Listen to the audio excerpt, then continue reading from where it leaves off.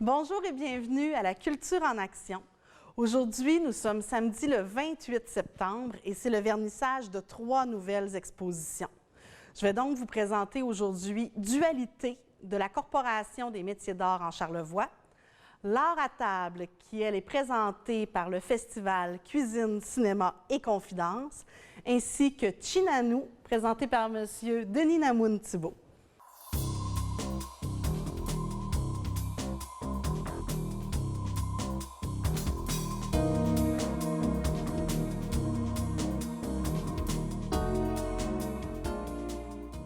Donc, je me présente, je m'appelle Myriam Cloutier, je suis animatrice en loisirs et culture ici au Carrefour culturel Paul Médéric. Je vous souhaite la bienvenue à ce dévoilement de nos expositions qui se déroulent aujourd'hui. J'aimerais remercier les artistes, évidemment, tous les gens qui sont impliqués dans ces 3 nouvelles expositions qui sont lancées, mais également vous remercier, vous, d'être présents aujourd'hui pour le dévoilement des expositions qui sont présentées jusqu'au 24 novembre 2019. Je vais inviter un représentant par exposition pour vous donner quelques mots, en fait, de leur projet. Nous allons commencer avec M. Pierre Bouchard, qui est artiste professionnel et commissaire pour l'exposition L'art à table, qui est présentée par le festival Cuisine, Cinéma et Confidences.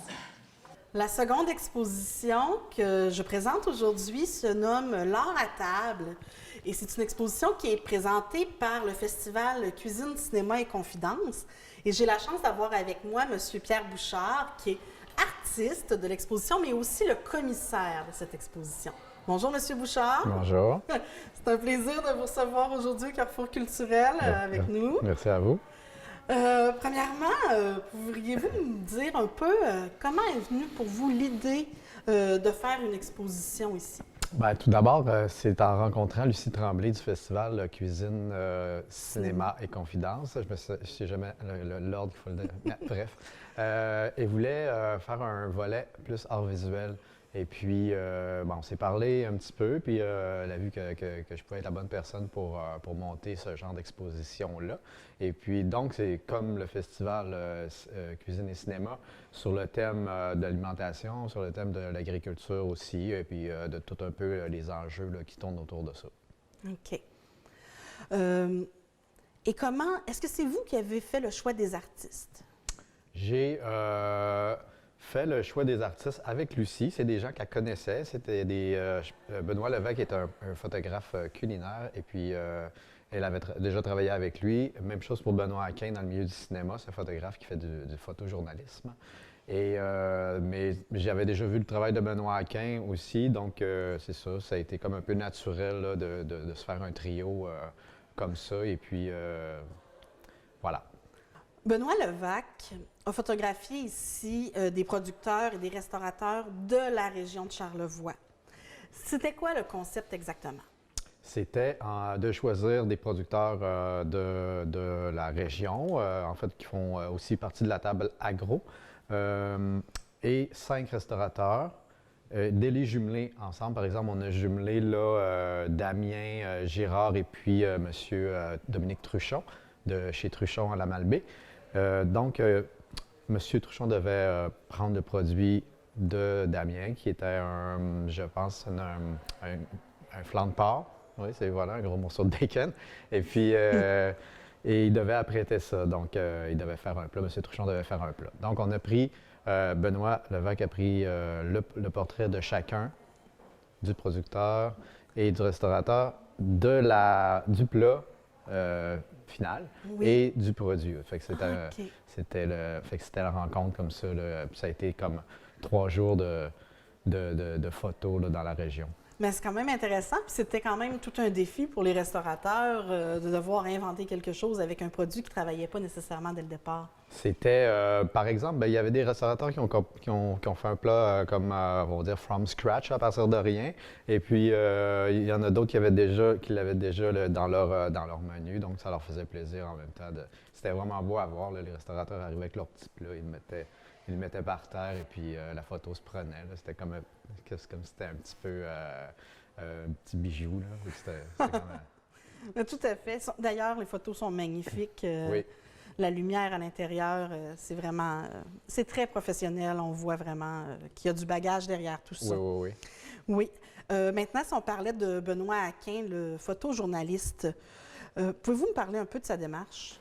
Benoît Aquin, ça fait presque 25 ans qu'il est dans la photo. Et puis, dans le fond, le photojournaliste, c'est d'aller se promener un petit peu dans tous les coins du monde pour faire un peu la documentation de certains événements. Par exemple, il est allé prendre des photos du lac Mégantic après l'explosion. Il est allé en Haïti pour prendre des photos de scènes vaudou.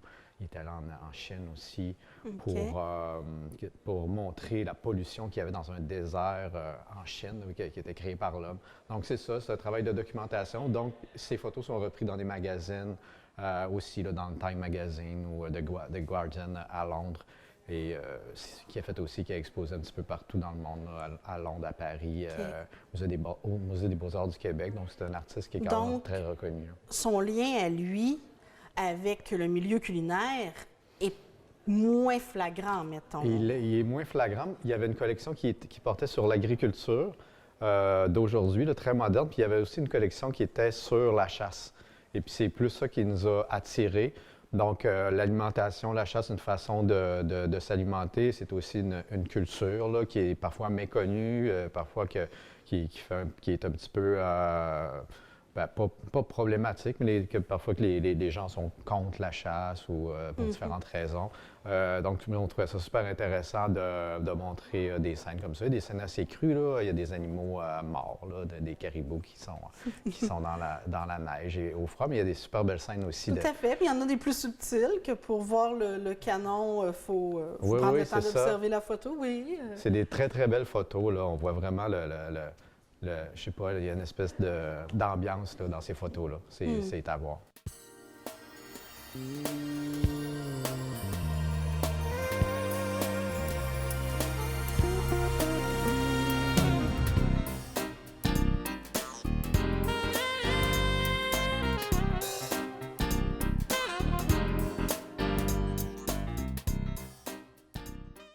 Et maintenant, si on parlait de votre art à vous. Ah! Vous, votre démarche, le milieu culinaire, est-ce que ça fait vraiment partie oui, ça a toujours été, de vos sujets? Ça a toujours fait partie de mes sujets parce que je peins, je suis connu parce que je peins des poissons, des saumons et puis des scènes de fruits aussi, des fruits exotiques. Et puis, et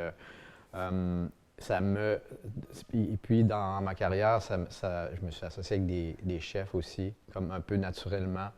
Et puis, ça m'a aussi... Ça fait que je m'intéresse aussi au commerce par exemple, au commerce des produits. Là, que ça soit ici, je fais un petit clin d'œil aux produits laitiers parce que il y a eu dernièrement des pourparlers là, entre les États-Unis et le Canada. Et puis, c'est des choses que j'aime étudier, regarder. Donc, ce côté-là, un peu aussi, on montre quelque chose de vivant, quelque chose qui est beau, qu'on aime, qui fait référence à la cuisine. C'est toujours des beaux moments, mais il y a aussi l'autre côté que il y a un commerce qui est fait avec des gens, et puis donc c'est des choses un petit peu plus complexes, mais ça fait partie de nos vies aussi. Tout à fait. Il y a également des installations que vous avez faites dans l'exposition. Oui, c'est ça. J'ai fait 2 installations. Une installation que j'avais déjà montrée à Québec, c'est une espèce de scène, on dirait que c'est une partie de thé qui a mal viré. Où ce que les gens ne se sont pas entendus, parce que je peins aussi des tasses. Pour moi, c'est comme la symbolique du dialogue, là, de l'échange culturel puis commercial aussi. Donc, c'est ça, c'est une espèce de table, là, une partie de thé qui a mal, avec une carte du monde, une carte de l'Amérique qui est en dessous. Donc, ça parle un petit peu, on peut présumer toutes sortes d'affaires, là, mais c'est sûr que ça parle d'échanges commerciaux. Et puis, j'ai fait aussi une installation là, sur, on va dire, sur le marché du lait, le canadien et américain. Il y a un petit nuage de lait qui est en train de descendre des États-Unis, là, et qui je sais pas, menace là, à notre marché à nous autres. C'est aussi très, très actuel en ce moment. Ça fait que j'aime ça comme un peu illustrer des choses que j'essaie de comprendre, qui sont super complexes, mais peut-être... Ouais, donc, votre art est assez engagé quand même. J'essaie parfois, dans les expos, que ça soit un petit peu plus engagé, mais aussi d'essayer de comprendre avec les gens, là, pas d'avoir comme une opinion qui est tranchée, là, nécessairement. Est-ce que vous pouvez maintenant me parler du lien entre vous trois? C'est quoi le lien dans chacune de vos œuvres, là? Qu'est-ce qui se parle dans ça? Ben, c'est sûr que c'est tout dans le lien. Moi, je parle de commerce dans l'alimentation. Benoît aussi parle de commerce, mais on va parler aussi de produits locaux, de production locale. Et puis, on va avoir la chasse aussi qui est, en même temps, c'est une production locale. C'est quelque chose de... C'est quelque chose de très naturel aussi. Donc, c'est ça, c'est tout lié là, à la façon dont on s'alimente. C'est un peu pour montrer un petit peu différentes avenues qu'on peut avoir dans l'alimentation. OK. Vraiment, c'est intéressant. Hein? On invite les gens à venir voir l'exposition qui est ici jusqu'au 24 novembre. Également, durant le festival Cuisine, Cinéma et Confidence, je crois qu'il va y avoir des projections dans la salle ici. Hein? Ici, oui, ça va servir de salle de projection. Alors, ça va être une belle opportunité pour venir, pendant qu'on voit plein de choses dans le festival, de passer au Centre Paul Médéric puis venir voir notre exposition entre deux activités là, du festival. Bien, merci beaucoup, M. Bouchard. Merci beaucoup. Puis on invite les gens à venir voir votre travail. C'est très intéressant. Merci.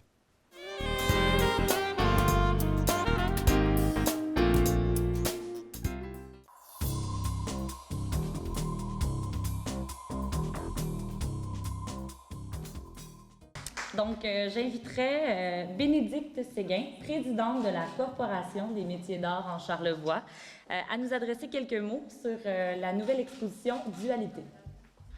La première exposition que j'ai à présenter aujourd'hui se nomme Dualité et c'est une exposition qui est présentée par la Corporation des métiers d'art en Charlevoix. J'ai la chance d'avoir avec moi Mme Annick Perron, qui est la directrice de la Corporation. Bonjour, Mme Perron. Bonjour, Pascal. C'est un plaisir de vous avoir avec nous aujourd'hui. Bienvenue au Carrefour culturel. Merci, c'est un plaisir pour moi aussi. Pourriez-vous peut-être commencer par me parler de qu'est-ce que c'est la Corporation des métiers d'art en Charlevoix? La Corporation des métiers d'art, c'est un OBNL qui regroupe une quarantaine d'artisans professionnels en métiers d'art qui demeurent dans Charlevoix. OK, c'est bien. Et cette exposition, comment vous avez fait pour choisir, admettons, qui allait exposer ou qu'est-ce qu'on retrouve dans l'exposition, là? L'exposition, c'était quand même assez large. On avait le thème dualité.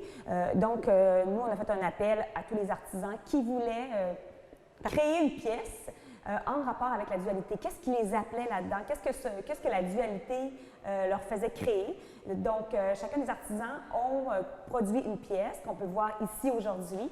Ils m'ont envoyé leurs idées, leurs textes. Ils ont créé également un texte qui expliquait qu'est-ce qu'est leur œuvre. Donc, si je comprends bien, on retrouve plusieurs techniques différentes ici. Oui, certainement, parce qu'il y a plusieurs familles de métiers dans la Corporation des métiers d'art.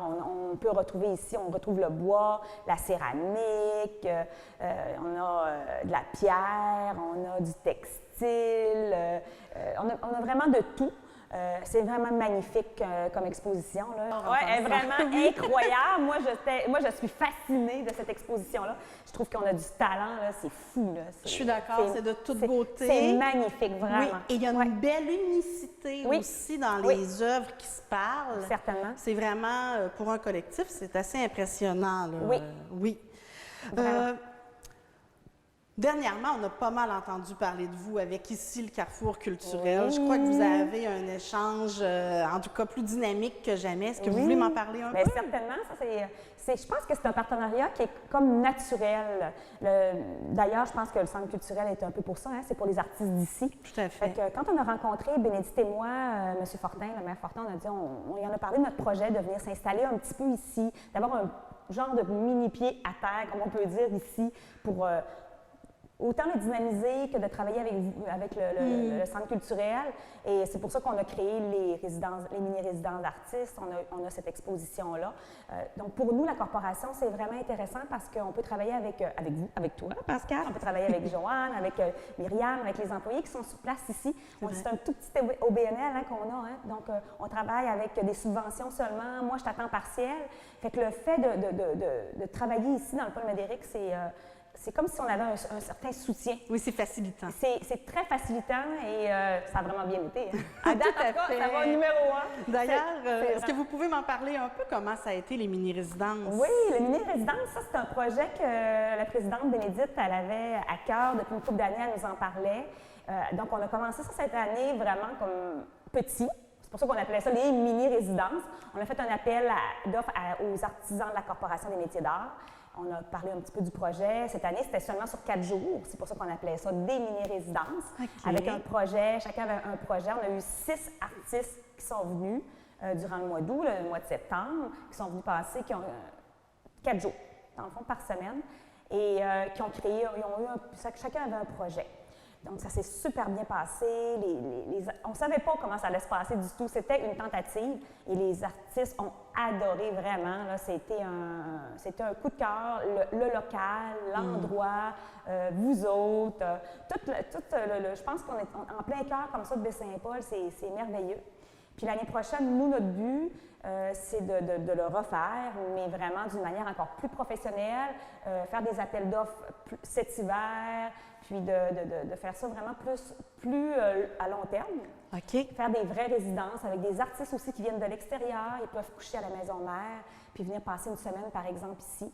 Donc, on va travailler là-dessus pour que le projet l'année prochaine soit encore plus raffiné, on va dire. C'est intéressant. Oui, vraiment, vraiment. Également, en lien, je crois, avec les mini-résidences, il y a eu des 5 à 7. Oui. Ça servait à quoi, ça? Bon, les 5 à 7, c'est une autre idée là, que j'ai eue. Je me suis dit, bon, tant qu'à faire des mini-résidences, pourquoi on ne lancerait pas ça en 5 à 7? Donc, on a fait 2 5 à 7. Le but était beaucoup de rassembler les artistes. On en parle souvent que les artistes travaillent seuls à la maison, souvent, ils sont dans leur atelier, ils n'ont pas tellement d'occasion de rencontrer leur père, leurs collègues. Donc, on trouvait que ces 2 5 à 7-là étaient intéressants. En plus de lancer les mini-résidences, expliquer à la population c'était quoi les mini-résidences, on s'est dit on va le rendre également très festif, rassembleur. Ça aussi, ça a été vraiment un beau succès. On en a fait 2. Je trouve que c'était parfait.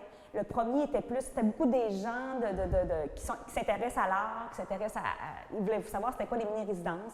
Ils sont venus, on a eu une 50aine de personnes. Le deuxième 5 à 7, on a eu pas loin d'une 50aine de personnes aussi, mais là, c'était beaucoup plus des artistes, des amis d'artistes qui sont venus voir l'atelier de Chloé. Alors ça, c'était un autre style de 5 à 7, puis c'est ça que j'ai trouvé intéressant, c'est que les deux étaient complémentaires. Tout à fait.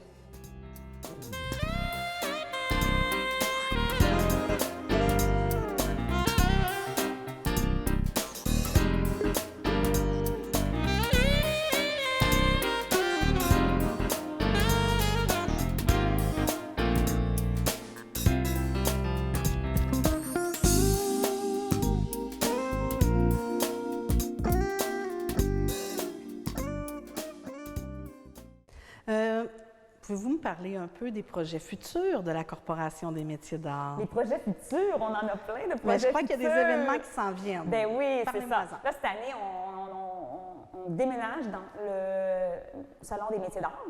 Il a été plusieurs années à la Cité d'art de Capalègue et là, l'église était à vendre. Donc là, on savait qu'il fallait trouver un autre endroit où ça a été plusieurs mois de réflexion.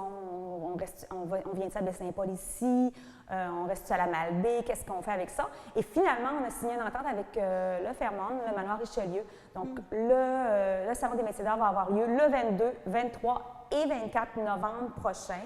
Donc, également, on a changé la date. Avant, il était au mois de décembre, dans les alentours du 10 décembre. Mais là, on le fait un peu plus tôt pour permettre à des artistes qui vont à Montréal. Il y a beaucoup d'artisans qui vont à Montréal, au Salon de Montréal, puis qui ne pouvaient pas faire le salon au mois de décembre. Donc, de cette manière-là, on va aller chercher tous ceux qui ne pouvaient pas venir. Et je pense qu'on essaye aussi ça, de faire ça plus tôt. Et en même temps, on fait le souper bénéfice également au Manoir Richelieu le vendredi soir. Fait que ça va être un super événement. Ça, oui, ça va être vraiment... nous, on veut vraiment que le Salon des métiers d'art devienne un incontournable, un salon qui n'est pas seulement un salon, qu'on fait vivre une expérience aux gens. Ça fait longtemps qu'on y pense, on en parle. On sait que les salons des métiers d'art, il y en a maintenant beaucoup Il y a beaucoup de salons, il y a beaucoup de marchés de Noël. Puis là, à un moment donné, c'est qu'est-ce qu'on peut faire aussi pour attirer. Il faut être un peu créatif. Oui. Et je pense que là, cette année, on est très créatif. Ah, bien, j'ai bien hâte de voir ça. Oui, ça va être quelque chose. Oui, oui. Vraiment, oui. Puis en 2020, est-ce qu'il y a des projets déjà qui s'annoncent? Bien, nous, ce qu'on veut faire, comme j'ai dit, on va continuer les mini-résidences. Il y a sûrement une autre exposition qu'on va faire. Mais ça, on va voir. On va se rassembler tout le CA, puis on va faire notre plan 2020. Enfin, on peut travailler à l'avance parce que c'était quand même beaucoup de restructuration. Moi, je suis engagée depuis 2015 à temps partiel. Oui. La corporation existe depuis 1996, par exemple, mais c'était soutenu par des bénévoles. Ça allait tomber. Et là, de quelle manière on reprend ça aussi? Fait qu'il a fallu refaire tous les règlements généraux. Il a fallu refaire beaucoup, beaucoup de choses, ce qui fait que là, maintenant, enfin, on est vraiment prêt à dire, bon, on va travailler à l'avance. Fait que l'année prochaine, on va voir, parce que, comme je suis à temps partiel, il faut faire attention aussi. Il faut faire des projets qui sont réalistes, des projets qui se continuent dans le temps. Ça, c'est super important. Comme les mini-résidences, c'est ça. On les a travaillés, on a commencé à petite échelle pour que l'année prochaine, ce soit un projet qu'on continue. Moi, je ne veux pas qu'on brûle un projet. Donc, chaque action qu'on fait, je veux qu'il soit quand même fait pour se répéter. Donc, on va voir l'année prochaine il va y avoir des projets, c'est certain. Mais là, juste le salon qui s'en vient, puis le souper bénéfice, là... c'est déjà beaucoup, hein? C'est énorme, ça va être vraiment magnifique. Alors, Madame Perron, si les gens ont des questions à vous poser, veulent en savoir plus sur la corporation ou veulent devenir membre de la corporation, est-ce qu'on a une façon de vous rejoindre? Oui, bien, le mieux, c'est de me téléphoner. Ils peuvent aller sur le site Internet aussi pour s'inscrire, tout ça. Mais l'idéal, c'est vraiment de m'appeler pour qu'on puisse discuter ensemble, puis pour voir, premièrement, si son métier d'art ou pas, déjà en partant donner une idée, parce que c'est sûr que nous, on accepte le métier d'art. On a également une classe art populaire, ça, c'est important à dire, parce que l'art populaire dans Charlevoix est très important. Donc, on a ouvert une classe d'art populaire aussi. Donc, moi, j'invite les artistes qui veulent peut-être s'inscrire ou j'invite aussi les gens qui veulent acheter un billet pour le souper bénéfice du 22 novembre prochain qui va être tout qu'un souper. Ça va être extraordinaire. Donc, mon numéro, je peux donner mon numéro? Oui, allez-y. Le 633-5726 dans le 418, naturellement. 633-5726. Oui, et là, si quelqu'un n'a pas eu le temps de le prendre en note, est-ce qu'on peut le retrouver sur le Facebook de la Corporation des métiers d'art, sur le site Facebook, Internet? sur le site Internet, ils peuvent aller là, il n'y a pas de problème pour prendre les informations. Puis, sur le site Internet aussi, les gens vont tout voir ce qu'on fait, ce qu'on a comme projet. Ce que je n'ai pas dit tantôt, c'est qu'on a la route des métiers d'art, qui est très important aussi. On a un circuit. Donc, ça, c'est quelque chose aussi qu'on raffine d'année en année. On a sorti un nouveau dépliant l'année passée avec une nouvelle image, parce qu'on a 15 lieux que les gens... l'année prochaine, on va encore raffiner ce projet-là. Fait qu'on a quand même plusieurs tiroirs ouverts. Ah oui, c'est vraiment très dynamique. C'est très dynamique. J'ai un CA extraordinaire aussi. On travaille en équipe, puis c'est vraiment très agréable de travailler. Puis on a tellement des beaux artistes. Ça, je le dis, là, je suis d'accord. Moi, je pense que mon but, c'est vraiment que les gens viennent dans Charlevoix, pas juste pour le terroir, mais qu'ils viennent vraiment aussi pour les métiers d'art. Parce que je pense qu'on a un bassin d'artistes qui est hors de l'ordinaire. Assez impressionnant. Oui, en tout cas, pour la population. Le public qui viendra ici voir cette exposition va vraiment en avoir plein la vue. Il y a vraiment des pièces à couper le souffle. Oui. Je vous remercie beaucoup, Madame Perron, d'être avec nous aujourd'hui et puis d'avoir organisé cette incroyable exposition. Merci, Pascal.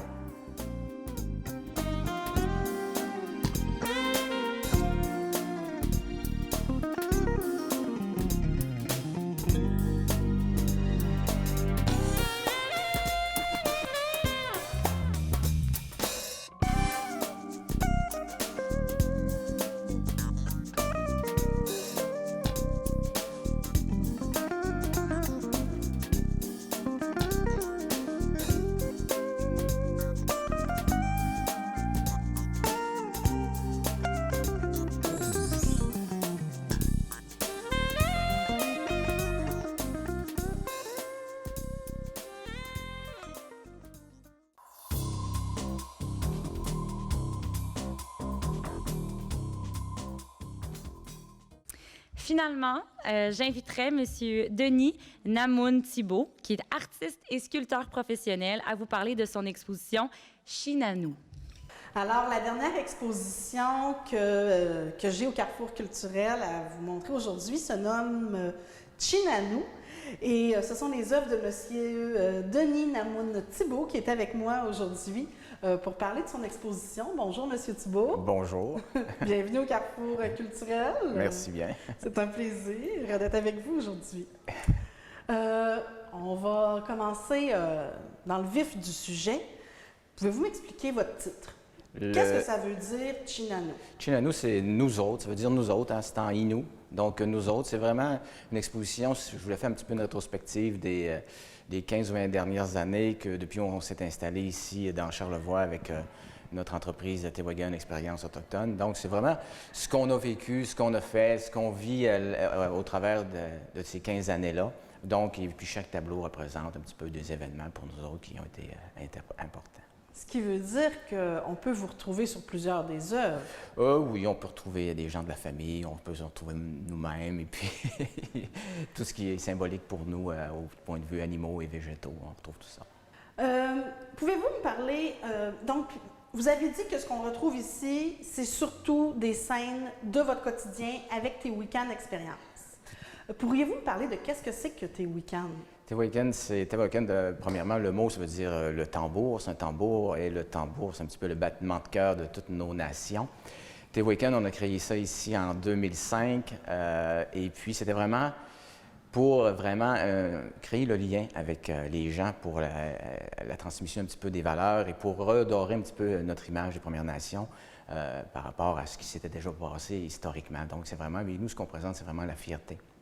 La fierté de nos nations, vraiment.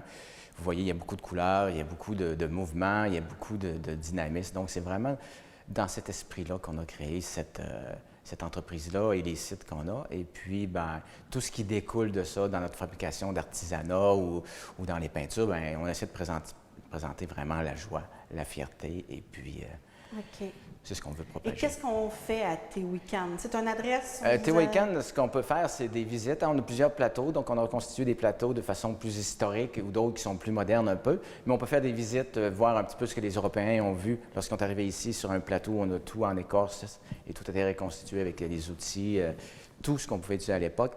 Et un de nos gros vendeurs, je vous dirais, ce sont nos soirées contes et légendes autour d'un grand feu, avec aucune technologie. Et notre plus grand plaisir, c'est que maintenant, depuis les 3 dernières années, on a beaucoup de gens qui viennent partout dans le monde. Et puis, à chaque soir, donc, il y a toujours 30, 40 personnes assises autour du feu avec nous. Ça nous fait des moments de partage où on peut transférer ou transmettre notre culture, notre savoir-faire et surtout notre fierté à tous ces gens-là. C'est vraiment intéressant. Donc là, les gens qui nous écoutent présentement, s'ils avaient l'envie de participer à une de ces soirées-là, est-ce qu'ils peuvent aller sur un site Internet ou quelque chose pour trouver des dates? Oui, on a un site Internet qui est téwagan.ca, mais cependant, la saison des contes et légendes est un petit peu terminée parce que ça se passe entre le 21 juin et le 21 septembre. Je veux dire, comme on est en altitude un petit peu plus près de Saint-Placide, les nuits sont un peu fraîches à ce moment-ci, puis on préfère ça. Il n'y a pas de problème. On invite la population à y penser pour l'an prochain. Tout à fait. Ils sont bienvenus. Et puis, à ce moment-là, il y a un petit calendrier qui présente les journées où on fait des prestations. OK. Là, on va revenir à l'exposition ici. Chacune des œuvres qui sont présentées ici ont également un texte qui les accompagne. Pouvez-vous m'en parler? Oui, j'ai eu le grand bonheur de rencontrer, puis tout récemment, un personnage extraordinaire qui s'appelle Paul Laurando. C'est un docteur en littérature, c'est un professeur d'université qui est à la retraite.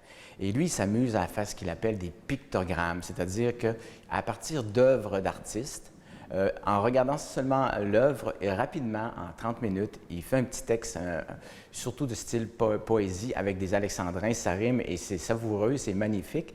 Et je l'ai rencontré, et puis pour chacune des œuvres qui sont exposées ici, il a créé un de ces petits pictopoèmes, et puis je vous annonce à primeur qu'on va faire un livre rapidement dans les prochains jours avec tout ça, parce qu'on s'est entendu hier sur les droits de propriété. Donc, c'est magnifique. Écoutez, et il amène en mots ce que nous, on peut mettre en image. Il fait ça pour plusieurs artistes peintres. Et puis, j'ai le grand bonheur de l'avoir rencontré, d'avoir fait ça avec lui.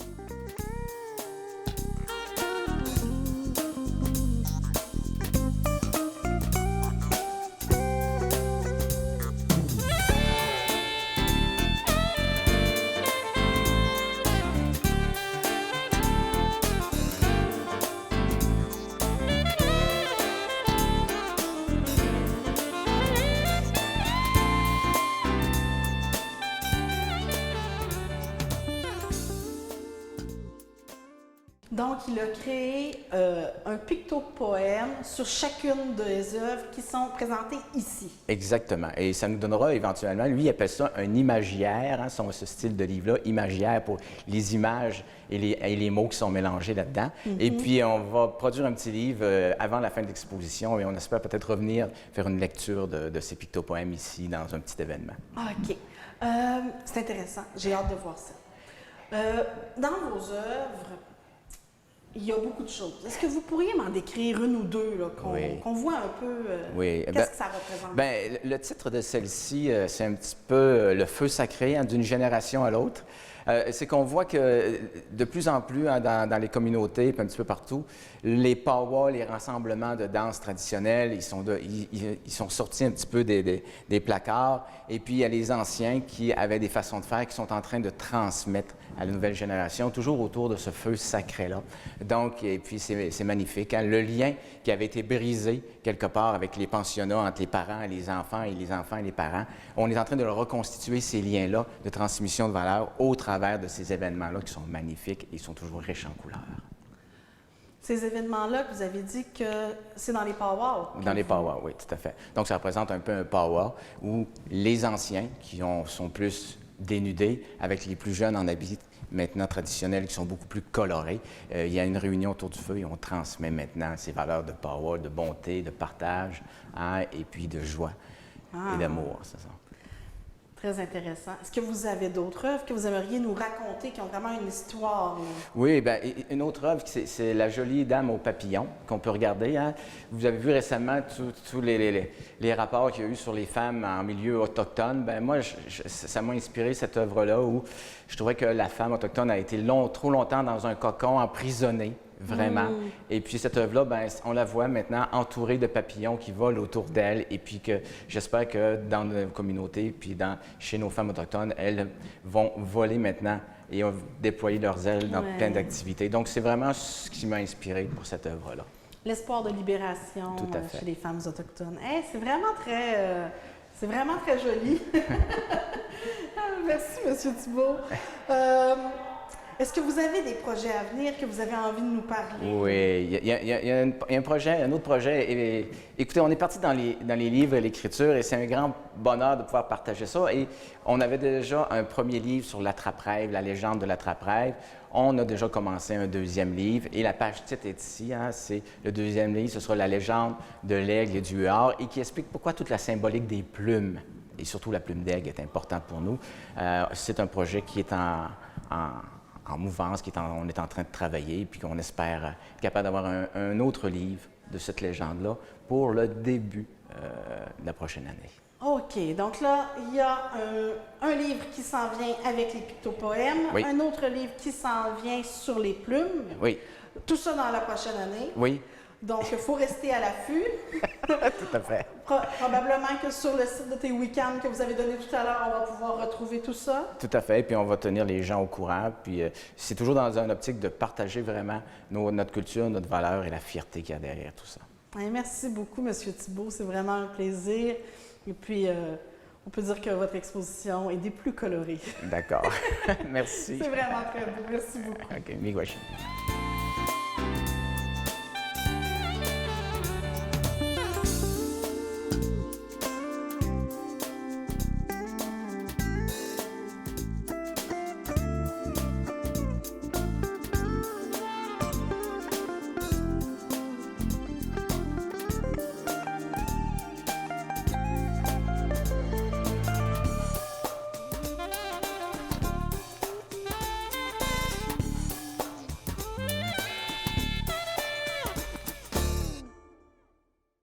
Alors, je vous remercie d'avoir été avec nous aujourd'hui pour cette émission de la culture en action.